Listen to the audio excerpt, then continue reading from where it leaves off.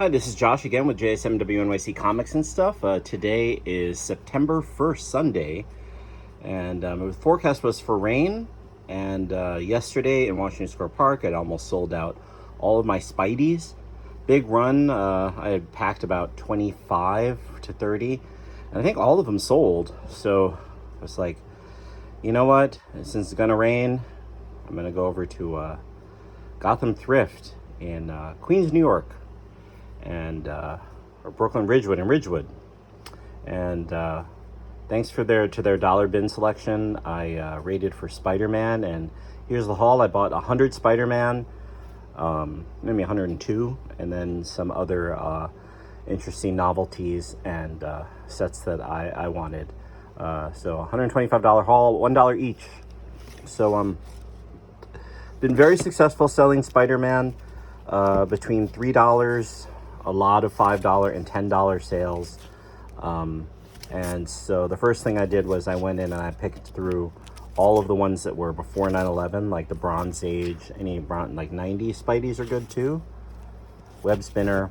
I used to really read the Spectacular Spider-Man title, and Peter Parker, the Spectacular Spider-Man. So even though they're kind of in, like, if they were CGC graded, they're like 5s or 6s, some of them, the older ones, they're still worth it in the dollar bin. Spider-Man, Secret Defender Spider-Man, great cast with Doctor Strange, Scarlet Witch. There's I could do this all day. Captain America, and Spider-Man 29 is Latino Spider-Man, and I wanted to get a full set of that. I want to read through that. Spider-Man Power of Terror is limited series. A few annuals. I do have a copy of this annual from a long time ago. It's annual number 3. Marvel Tales. These are more modern Spider-Mans. You can see the $195 price tag. But also amazing, like here, Hero Killers with a UK stamp, 1992. Yo, for $1. The Inhumanity, here's Spider-Man with the Fireman. I'm going to read that one right now. Remember that 10% of non-comic sales go to the Fire Department of New York City, FDNY, Stiller Foundation. Marvel Tales, featuring Fantastic Four 250th double issue. With Karma by Chris Claremont, Frank Miller. They dominated the 80s market for comics. What year is this? And Rocket Racer? Marvel Tale by Fred Hemblick. Spines has a few ticks. 1991. 91. But great gloss on that. Great gloss on all the ones. I didn't buy the ones that had like ripped covers. And for some reason, they put some of these old comics. This is a flip book. Yo. Spidey on both sides. 117 was the flip book. Good to know. All right. And 2099. Spectacular Spider-Man. Spider-Man Classics. Spider-Man Punisher. Spider-Man Magazine. Like these 96-page ones. These are great for $1. I haven't read any of these, and some of the annuals I'd like to read as well. Peter Parker, the modern Spectacular Spider-Man in the 300s. They have a nice run of 5 here with the Green Goblin. Deadly Foes is classic. I've already sold 2 or 3 copies of this one. The Rhino and those old villains from the 60s. Spider-Man and X-Factor, number 3. Web of Spider-Man had a really good run also. 97 for 1 of 4. My Enemy, Spectacular Spider-Man. Another Green Goblin Hobgoblin cover. Final Reckoning. Spectacular Spider-Man. This is a classic. The Child Within. This is a classic storyline. Child Within Aftermath. Sensational Spider-Man. Marvel Tales. And then bagged and boarded, the more modern ones. Superior Spider-Man. Tangled Web. Spectacular Spider-Man. ASM 004, the new run. Like 5th series or whatever. Spider-Woman's Origin. Spider-Woman was started because DC was doing intellectual copyright in the 80s. And they said no Marvel comic can have Superman as their character or Superwoman. So they put it into law. And so Stan Lee, his reaction was, okay, he went to Marv Wolfman and others apparently, and he said, let's green light. I've had the Spider-Woman idea for a while, and because of this, we're going to start the Spider-Woman comic and counter-sue. No DC comic can have a character named Spider-Woman. True story. And these were like the 70s, so they were really trying to get more, it's like Bugs Bunny and Roadrunner dominated like cartoons. And then there was like Voltron and the Smurfs. And so they were really trying to upgrade their art. I mean, now it's amazing with like Industrial Light and Magic, like was far ahead of them. Been in the 70s with stop motion. I digress, but an interesting era for comics, the origin of Spider-Woman. It was because of intellectual property, creative comic books. They'd had enough. But that's not true, because I guess with Doom Patrol going out, you're going to hear a lot of talk about X-Men and Doom Patrol and the classic stories on how DC and Marvel have made fun of each other since World War II as the two giants. This is a Spider-Man 2099 number 19 with the cards intact. Leonardi for $1, guys. Amazing. They had maybe 50 or 60 bins and 3 cards intact in Marvel Master Prints. Amazing. I'm going to put this one aside as well as go into my PC. A few others like that. Green Goblin, Amazing Spider-Man, Peter Parker, Unlimited, blah, blah, blah. We just threw that. Lethal Foes. Funeral for Doc Ock, of an Octopus. Marvel Tales featuring Spider-Man. Again, Spider-Man 2099, like reprint. That looks like Elektra. A web-sized Spider-Man with, looks like the Kingpin. He's bigger than the Kingpin. He's the Slug. Okay. Yeah, his smile looked different. Spectacular Spider-Man 223. Spider-Man 20. Smoke and Mirrors. Charm for the Jackal. Spectacular Spider-Man. I've sold that again on the street. And then the Spectacular Spider-Man run. They have multiple copies, but I was like, I'm only going to buy 100 because I'm not a rich man by any means. And I have to pay my brother and sister back. Spectacular Spider-Man.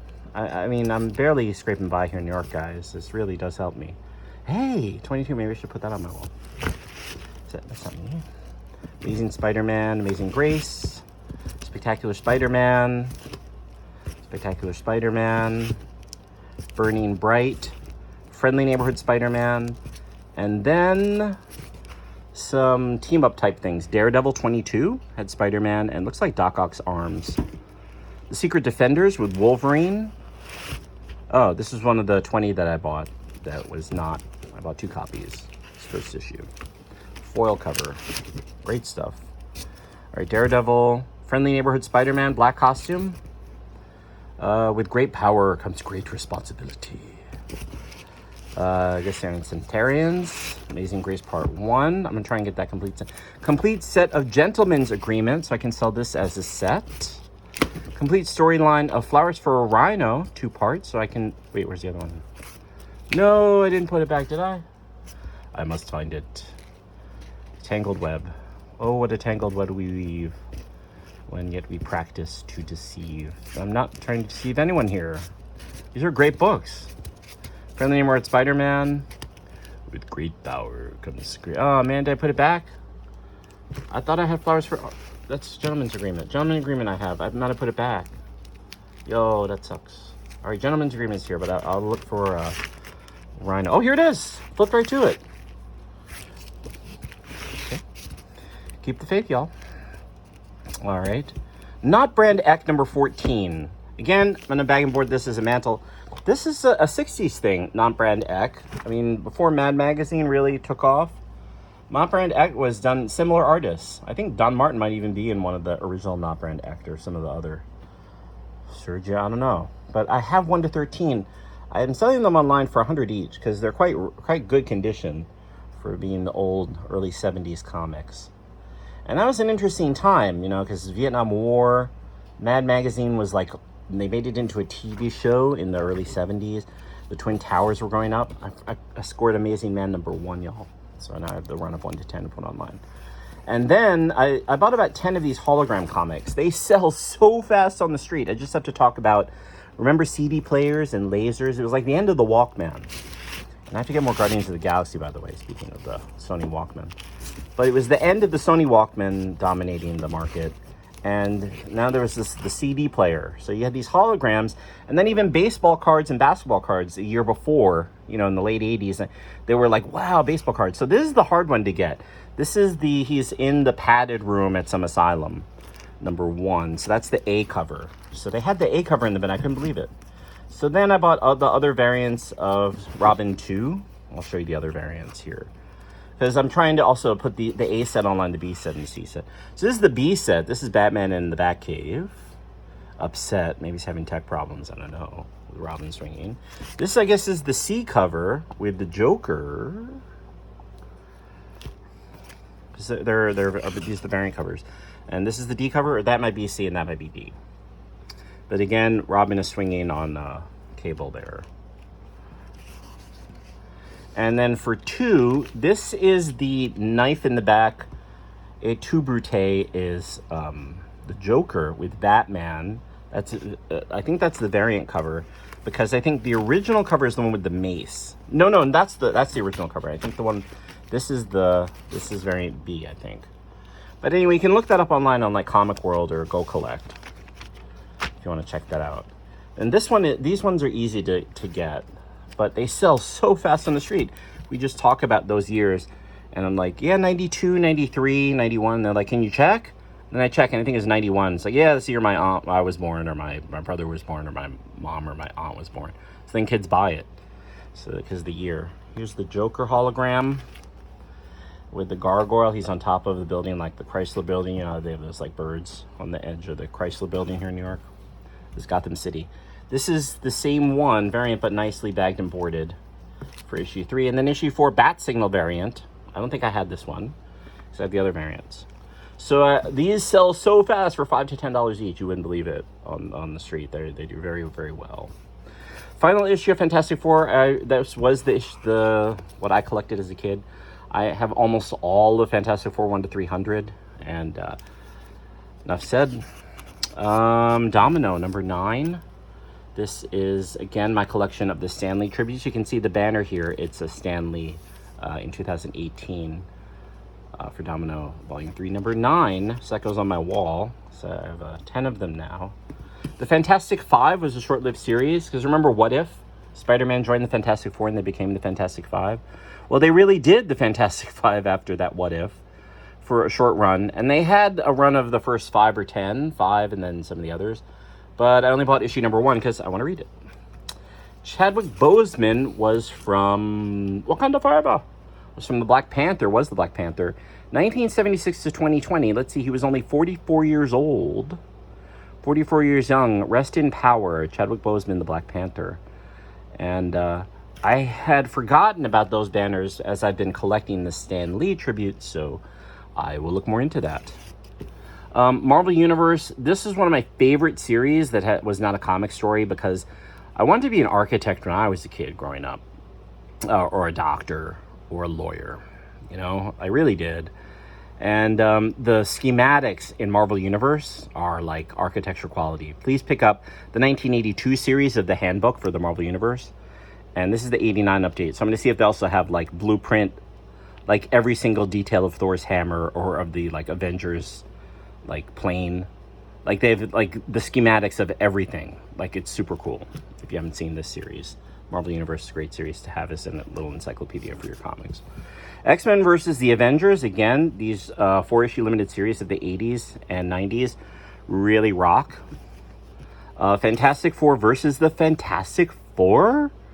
And it's Spidey, the Hulk, Ghost Rider, and Wolverine versus 93. The Human Torch and his sister Sue, Mr. Fantastic, and the Thing. Well, Fantastic Four versus the X-Men. This was super popular when I was a kid. It's one of the first limited series that I ever bought. And it's good to find other copies of it. The last issue of Power Pack. Last issue thing. And then finally, the Psychic Girl, which I remember seeing at conventions but never bought. I'm going to read issues 1 and 2 because I would like to be psychic. She is pretty, she is psychic, she is Japanese. My gorgeous woman. All right, anyway. Starring the Fantastic Four, Marvel's Greatest Comics, Skrull Takes a Slave. This was from Lee and Kirby's story a long time ago. the 60s, and Spider-Girl as the last one. So that's it. That's my haul here. 125 comics, $1 each. Since I paid in cash, they did not charge me tax. And they gave me a store receipt for tax purposes from ABS store. So thanks for listening. This is Josh with a 125 comic haul of great stuff. Spider-Man, 100 Spider-Man, 102 Spider-Mans plus others. And please check me out on eBay, JSMWNYC Comics and stuff. And look for me selling on the streets of New York. And as I upgrade and hopefully keep this store going, look for me trying to also secure spots at craft fairs as well as online. But please visit my charity store. 10% of all sales goes to USA Marines Toys for Tots year round, and we've already raised over $1,500 in sales, which lets you know what 10% go, how far 10% goes. And talk to you later. Happy reading and safe travels from here. This is Josh, comics and stuff.